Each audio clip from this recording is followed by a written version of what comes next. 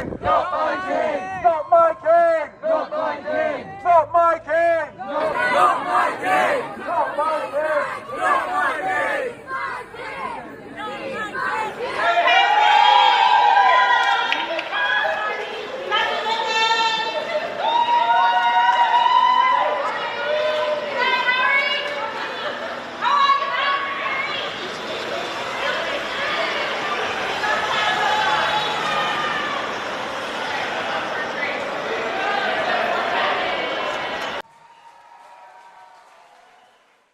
Welcome back, guys. Please, guys, kindly subscribe to our channel for more trending royal news.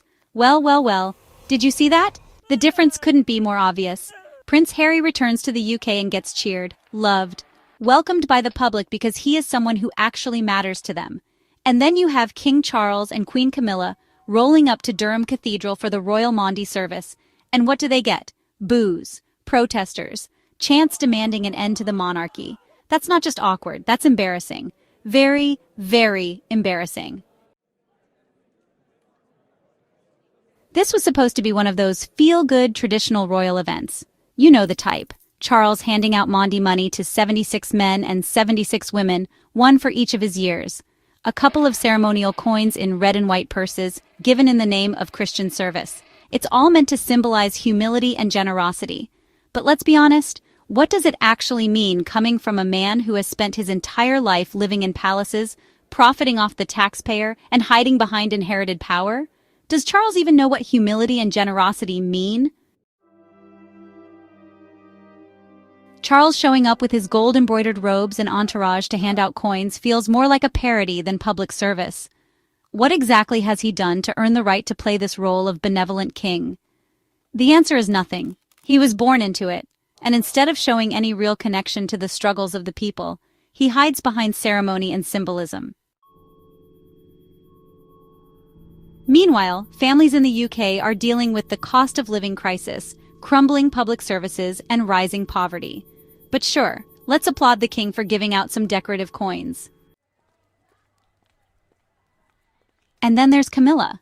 The royal PR machine has done everything it can to rebrand her into some beloved queen consort, and then quietly dropped the consort part without ever asking the public. But people haven't forgotten who she is. Her image is still tied to betrayal, scandal, and manipulation. She spent decades as the most disliked figure in the royal family, and a few photo ops and fancy hats won't change that. When Charles and Camilla stepped out of their royal car in Durham, they were met with chants, not cheers, placards, not praise. The people were clear. They're done. Done with the pageantry, done with the hypocrisy, done with pretending this monarchy has anything to do with modern Britain. Now compare that with Prince Harry. He walked through the streets of London and was met with genuine warmth. People clapped, they waved, they cheered. Why? Because Harry stepped away from the royal circus. He chose honesty. He called out the toxicity of the institution, the press manipulation, the lies. He gave up the titles, the taxpayer money, the protection of the palace bubble. And for that, people respect him, because at least he's real. Charles and Camilla, on the other hand, are still clinging to this tired idea that the monarchy is sacred, that it's untouchable, that people should be grateful for the crumbs they throw, that 2 ceremonial purses handed out once a year somehow represent leadership. It's absurd. The boos in Durham weren't just about this one event. They were a verdict on the entire royal setup. They were a response to years of entitlement, unearned privilege, and tone-deaf appearances. Charles and Camilla can't spin this into a win. They were humiliated, and rightly so. The very fact that they thought this event would win hearts shows how disconnected they really are. And here's the thing. This isn't going away. The cheers for Harry and the boos for Charles and Camilla are symptoms of a bigger shift. People are waking up to the reality that this institution doesn't serve them. It serves itself. The crowns, the coins, the ceremonies, they're distractions from the fact that the monarchy holds power without accountability, wealth without work, and influence without consent. So, yes, did you see that difference? Harry, walking on his own, greeted with respect.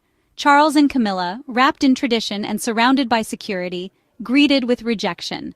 That says everything. No matter how many gold-plated coins they hand out, the truth is shining through. The monarchy isn't revered anymore. It's being questioned, challenged, and rejected. And no royal ceremony can hide that.